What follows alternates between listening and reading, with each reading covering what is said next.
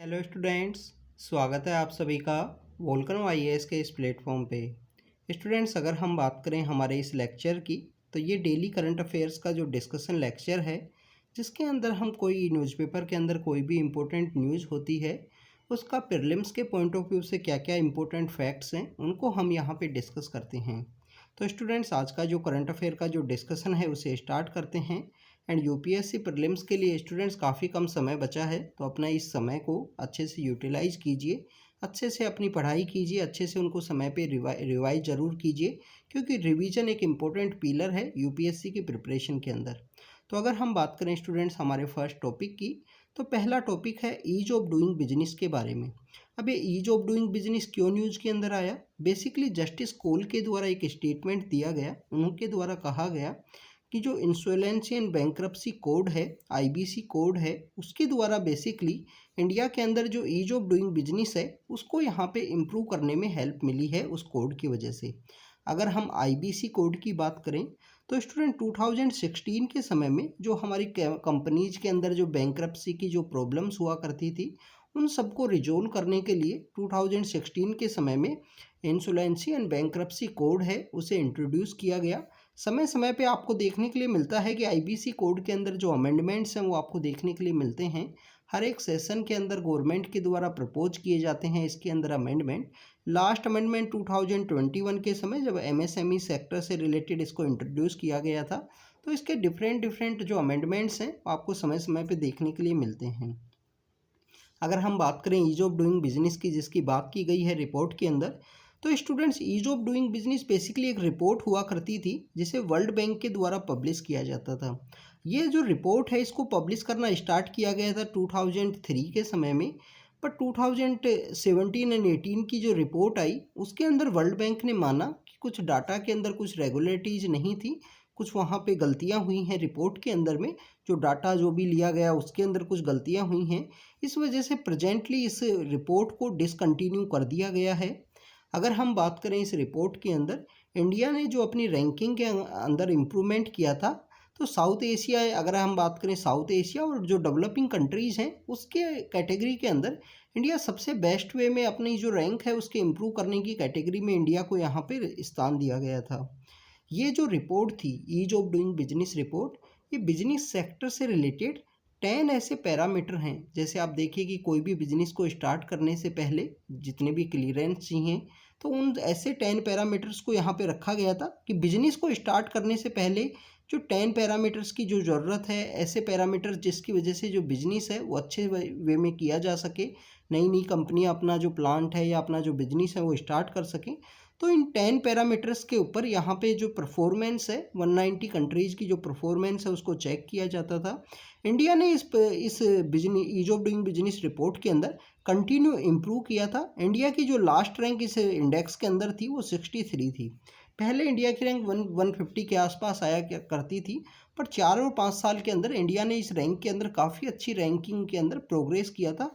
और इंडिया का टारगेट था कि टॉप 50 के अंदर अपनी जो रैंक है उसको सिक्योर करना है ease of doing business report के अंदर, जो वर्ल्ड बैंक के द्वारा पब्लिश की जाती थी।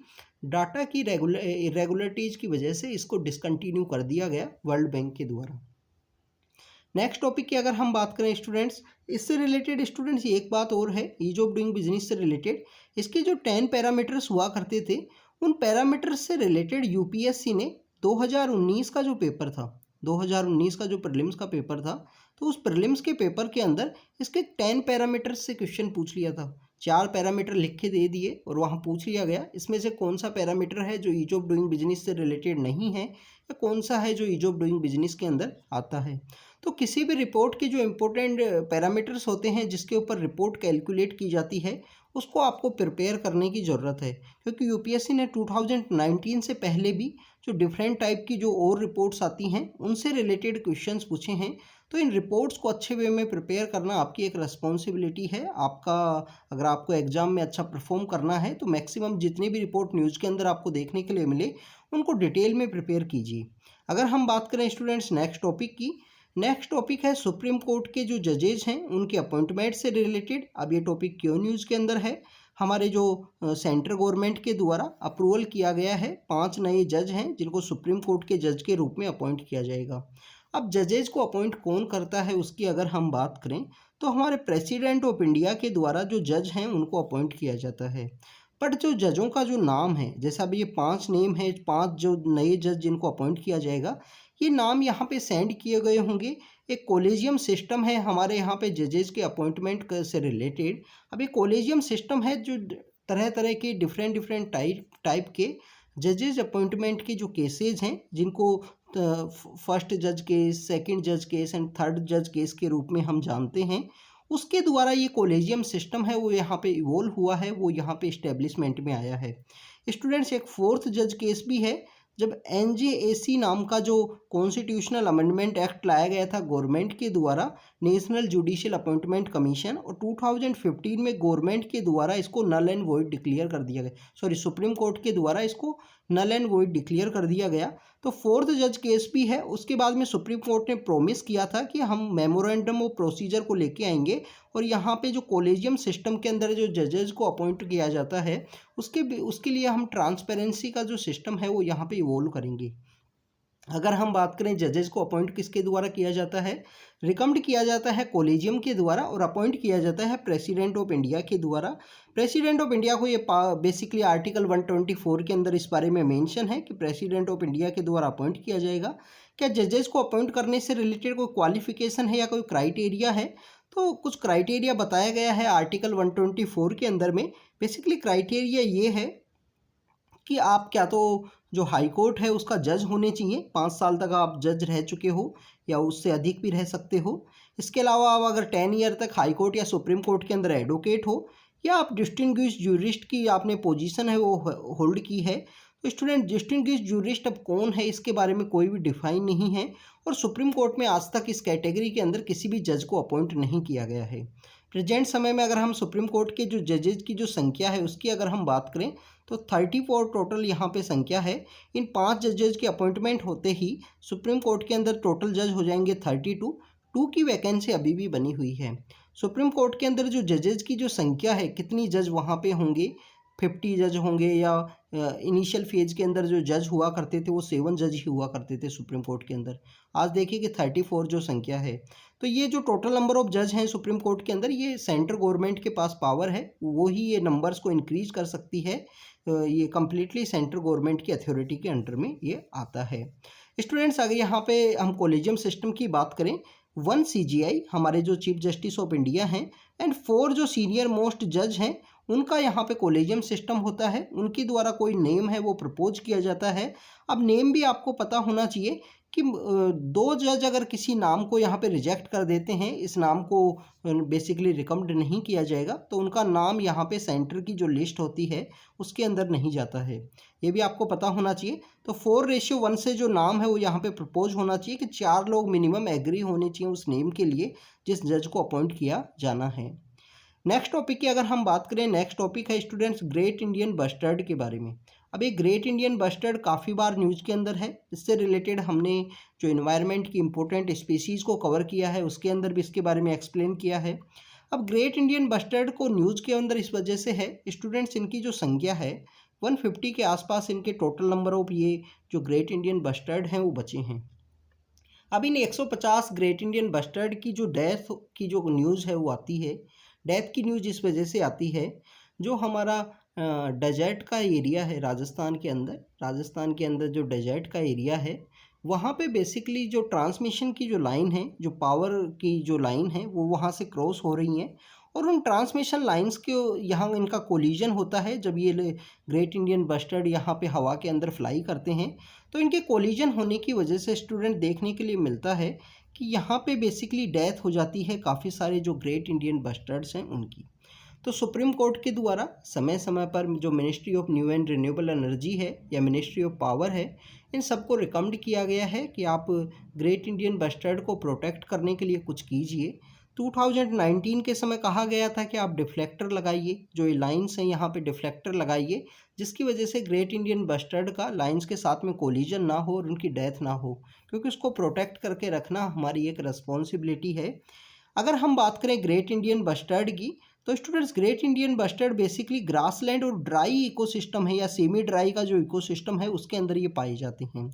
क्रिटिकली एंडेंजर्ड हैं, इनकी जो सिचुएशन है क्रिटिकली एंडेंजर्ड है, तो इनको प्रोटेक्ट करके रखना हमारी रिस्पॉन्सिबिलिटी है। साइट्स का अपेंडिक्स 1 के अंदर पाए जाते हैं। कन्वेंशन ऑन माइग्रेटरी स्पेसीज है उसके अंदर भी इसको प्रोटेक्ट किया गया है। वाइल्ड लाइफ प्रोटेक्शन एक्ट का जो शेड्यूल 1 है उसके अंदर ये पाए जाते हैं। और जो डेजर्ट नेशनल पार्क है उसी के अंदर इनकी जो 95% जो पॉपुलेशन है वो हमको देखने के लिए मिलती है। अब ये डेजर्ट नेशनल पार्क कहाँ है? डेजर्ट नेशनल पार्क राजस्थान के अंदर है, जो बाड़मेर एंड जैसलमेर नाम के जो 2 डिस्ट्रिक्ट हैं उनके अंदर वो सिचुएटेड है। डेजर्ट नेशनल पार्क जो है, डेजर्ट नेशनल पार्क जो है, इससे रिलेटेड यूपीएससी ने 2020 का जो प्रीलिम्स है उसके अंदर क्वेश्चन पूछा था कि डेजर्ट नेशनल पार्क कौन कौन से डिस्ट्रिक्ट हैं वहाँ पे लोकेटेड है। इससे रिलेटेड यूपीएससी ने पूछा। ग्रेट इंडियन वेस्टर्न्स को भी उसके साथ में कॉलेज वहाँ पे ऐड करते हुए क्वेश्चन के अंदर में वहाँ पे जो क्वेश्चन है वो पूछा गया था। तो आपकी रिस्पॉन्सिबिलिटी यहाँ पे क्या बनती है, किस तरीके से आपको पढ़ाई करनी है कि कोई भी नेशनल पार्क है या प्रोटेक्टेड एरिया है उसके जो इम्पोर्टेंट स्पीसीज है, जैसे आप देखिए कि काजीरंगा नेशनल पार्क है। काजीरंगा नेशनल पार्क के अंदर 1 हॉर्न राइनो पाया जाता है। तो 1 हॉर्न राइनो को बेसिकली आपको पता होना चाहिए कि मोर देन 65% जो राइनोज हैं आपको काजीरंगा के अंदर देखने के लिए मिलते हैं। तो आपको इस तरीके से हर एक नेशनल पार्क में कोई भी इम्पोर्टेंट स्पीसीज है अगर वो पाई जाती है तो उसके बारे में आपको पता होना चाहिए।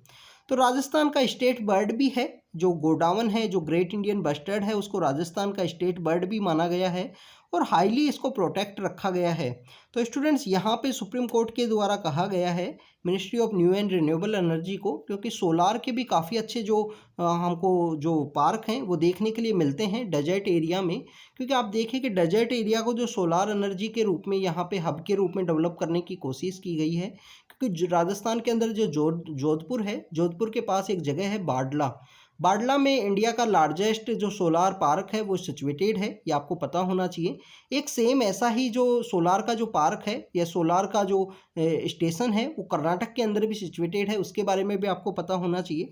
तो अभी हमारी जो ministry of new and renewable energy है जिसके अंदर सोलार की जो यहाँ पे ट्रांसमिशन लाइन्स आती हैं, मिनिस्ट्री ऑफ पावर है, उनको कहा गया है कि ये जो ट्रांसमिशन लाइन है इनको आप अंडरग्राउंड कीजिए। स्पेशल गुजरात और जो राजस्थान का जो ड्राई का एरिया है जहाँ पे ग्रेट इंडियन बस्टर्ड पाए जाते हैं, तो इनको कमेटी के द्वारा रिकमेंड किया गया है सुप्रीम कोर्ट की द्वारा कि इनको यहाँ पे आप अंडरग्राउंड कीजिए जिससे इनको बचाया जा सके ग्रेट इंडियन बस्टर्ड को। तो स्टेटस आपको पता होना चाहिए, क्रिटिकली एंडेंजर्ड स्टेटस है ग्रेट इंडियन बस्टर्ड का और राजस्थान का स्टेट बर्ड है। डेजर्ट नेशनल पार्क में 95% पॉपुलेशन पाई जाती है। नेक्स्ट टॉपिक की बात करें, नेक्स्ट टॉपिक है CDS-CO के बारे में। CDS-CO बेसिकली स्टूडेंट्स न्यूज़ में इस वजह से है कोई तमिलनाडु की बेस यहाँ पे एक हमारी फार्मास्यूटिकल कंपनी है जिसके द्वारा आई का जो लुब्रिकेंट नाम की एक ड्रॉप है वो बनाई जाती थी, तो उसको बैन किया गया है कि आप अभी इसको मत बनाइए, क्योंकि बेसिकली उसके अगेंस्ट में कुछ जो उसका जो मेकिंग का जो प्रोसेस है वो यहाँ पे काफ़ी ज़्यादा कॉम्प्लिकेटेड है। और दूसरा यहाँ पे US की जो एजेंसीज हैं उनके द्वारा यहाँ पे फ्लैग है वो किया गया है कि इनका जो वर्किंग जो सिस्टम है फार्मास्यूटिकल ये जो आई ड्रॉप है वो सही नहीं है।